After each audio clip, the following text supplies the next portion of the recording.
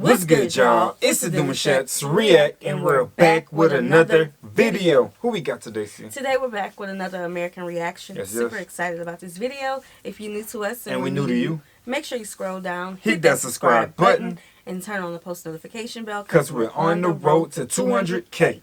And we cannot get there without you guys, alright? Join the family. Without further ado, let's get into the video. Let's get it. First time ever in this series, I'm bringing you a video about an African diaspora community from the country itself. I'm currently in the Dominican Republic organizing an African diaspora tour for 2021, so if you're interested in joining, then please do get in touch. Quantifying the number of Afro-Dominicans is not straightforward for the reason of self-identification. The 1960 census was the last to collect racial data and recorded almost 11% of the population as black or Afro-descendant. However, contemporary leading Dominican scholar Silvio Torres Sayant estimates that in reality, blacks and mulattoes make up 90% of the country's population. Afro-Dominicans mostly speak Spanish and are Roman Catholic by faith, though through a process of syncretism, voodoo and santeria are also practiced in the Republic. But first, a little geography lesson. For those who don't know, Haiti and the Dominican Republic share the same island. The island is called Hispaniola and is located in the Caribbean Sea, to the east of Cuba and Jamaica. The Dominican Republic occupies the eastern majority of the island, and Haiti occupies a third of the island to the west. Yeah, and we actually did a video on Haiti's and Dominican Republic at one point, and we had a lot of knowledge that you guys helped us understand within the video itself as well. But I also want to mention that if you really want to date back in history, like the identification side of it, well, like who you were in certain time frames, and to see where time was when we was being called these things. Ancestors. Look at what they was calling you. You know what I'm saying? Yeah. That's a 5-year timeline to identify your timestamps.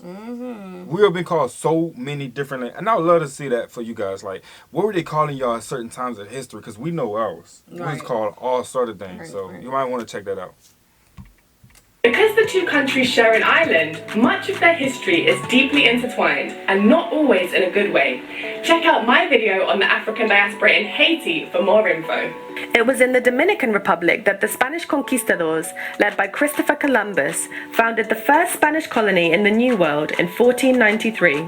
The Spanish first began trafficking enslaved Africans to Hispaniola in the early 1500s to replace the enslaved indigenous Taino workforce, whose numbers had been decimated under the Spanish settlers' brutal regime. Slave rebellions were documented from as early as 1522, when enslaved Africans rose up and escaped to the mountains to form maroon communities. Enslaved Africans on Hispaniola predominantly worked in mines and on plantations, cultivating sugar, tobacco, and livestock. A number of buildings in the colonial zone of the capital, Santo Domingo, were built by an enslaved African workforce, including the monastery of San Francisco, the first European hospital, San Nicolás de Bari, and the Basilica of Santa Maria la Menor, the oldest European cathedral in the Americas. In 1697, the western portion of the island, known as modern-day Haiti, came under French colonial rule. Inspired by the French Revolution, black and Afro-descendant inhabitants of Hispaniola, both free and enslaved, were inspired to take up arms in 1791, led by Haitian revolutionary leader Toussaint Louverture. Although he died before the conflict ended, his second-in-command, Jean-Jacques Dessalines, led the rebellion. Whatever his speech was around that time broke the mentality. He said, hey, whatever it is I'm about to tell you, I need y'all to listen, right? And it just shaped their whole mindset. Just like, you know what? He got a point. Right. Pick that up. Let's use that real quick. Grab that. We're going to It's more of us. I mean, yeah, real talk. It was different. It was different. To victory in 1804, and slavery was formally abolished in Haiti. Slavery resumed in the Dominican Republic due to Spanish intervention, but was abolished again in 1822 when the Dominican... Oh, snap, I just heard what she said. Right. Okay, so we did learn about this in school, but we didn't learn that it resumed after. Do you think that can be the reason between the tense relationship? Ooh, between the Haitians and Yeah. Dominicans? Ooh, that's Because a good I point. forgot which side it was, but we had did a video where they would leave. I think it was Dominican Republic or the Haitians would leave. The Haitians to go to the other side, Haiti, and to go work. But they would be treated so bad before actually being able to cross over. Right, Basically right. saying, hey, by the time your shift is over with, that's why I'm going to let you go to work. Yeah, that was the people that was going work the market, but the market was on the Dominican side. Because the money there. Yeah. Yeah, and there's so much more to it. I Wow. wonder if that's the reason for the tense relationships. Republic came under Haitian rule under the Haitian president, Christophe Boyer. Haiti ruled the Dominican Republic for 22 years. During Haitian occupation of the Dominican Republic, there was a wave of migration of free African Americans who settled in the Samana region of the country, and many of whose descendants to this day speak fluent English. On the 27th of February 1844, the Dominican... Okay, because in the 1800s, Haitians did come, I know specifically to New Orleans, and integrated there. So, okay, I didn't know the other side. I didn't know that they went there and settled. Yeah. A lot of people went there. I didn't know that part. Dominican Republic declared independence from Haiti under the leadership of the three founding fathers, Francisco de Rosario Sanchez, Ramon Matias Mella, and most famously, Juan Pablo Duarte. Every year on the 27th of February, Dominicans celebrate their independence from Haiti. Marred by that period of history, Dominican-Haitian relations have always remained tense. One particularly dark moment in the relationship between the two countries was the Parsley Massacre, carried out in 1937 under the bloodthirsty Dominican dictator Rafael Trujillo. Trujillo ruled the Dominican Republic for over 30 years, from 1930 until his assassination in 1961. How many of y'all can really sit back, and I'm talking about, like, just us black people in general, about the amount of massacres we faced in history? Man, they faced that all the way in Haiti. That's like, okay. He was a violent despot who was staunchly anti-Haitian and orchestrated one of the worst massacres in Dominican history. Trujillo said of Haitians, of pure African race, they cannot represent for us any ethnic incentive. During the Parsley Massacre, Trujillo ordered an attack on the Haitian border, which left 20 to 30,000 Haitians dead over a period of 6 days, including thousands of women and children. They were mostly killed by machete, shovel, and bayonet. Today, hostility from Dominicans towards Haitians in part manifests itself in rampant colorism. For those who don't know, colorism can be broadly defined as discrimination against people of a darker skin tone by others within the same racial group. In other words, lighter-skinned black people discriminating against darker-skinned black people. Now, that's for all y'all light-skinned, dark-skinned war people, bruh. Like, people was really going through hell and high water because of this term that we play with today. All that light skin, dark skin stuff is dead, bro. Yeah, this is like they literally suffered because of that one term. Right. You gotta look at it through another lens too, though, babe. Talk to me. Just thinking about society. They wanted to live the best possible life they could. You gotta think about it here. During our times, we had African Americans who passed as white. So you gotta think, doing things to your hair that was deemed proper, skin bleaching, all of that, and it still goes on today because of a type of life that they feel is better.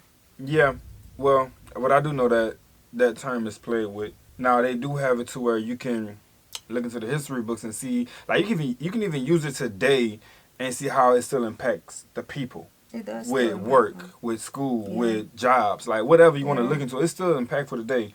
But I feel like there's still a side where people just play with it, like it's not like if you really look at the real meaning behind what's happening with it, people are really impacted by it. But it started in the plantations. It did, yeah. Many Dominicans seek to distance themselves from their darker-skinned Haitian counterparts, as well as from their own African roots and heritage. Most Dominicans will refer to themselves as moreno, meaning dark-skinned, instead of negro, meaning black. The majority of Afro-descendant Dominican women prefer to chemically straighten their hair rather than wear their natural curls. Does that look familiar? Very familiar. Does that look familiar? I had a relaxer when I was 3. Okay? Because nappy hair was too much. I didn't perm my hair when I was young for that though. You a boy. I know, but I didn't know better. Well, you see, at one point I had braids, and I think I was too tender-headed. You know what I'm saying? straighten it out, and I was able to just get it all in. But if you But think that was a about tender-headed thing. That wasn't no reason. Like, no, but I was gonna say, if you think about that, we can talk about men hair too. Mm-hmm. Why is it now the times are changing, so people think differently. But why was it deemed more acceptable if men cut their hair? Why is dreads deemed unkept or unneeded?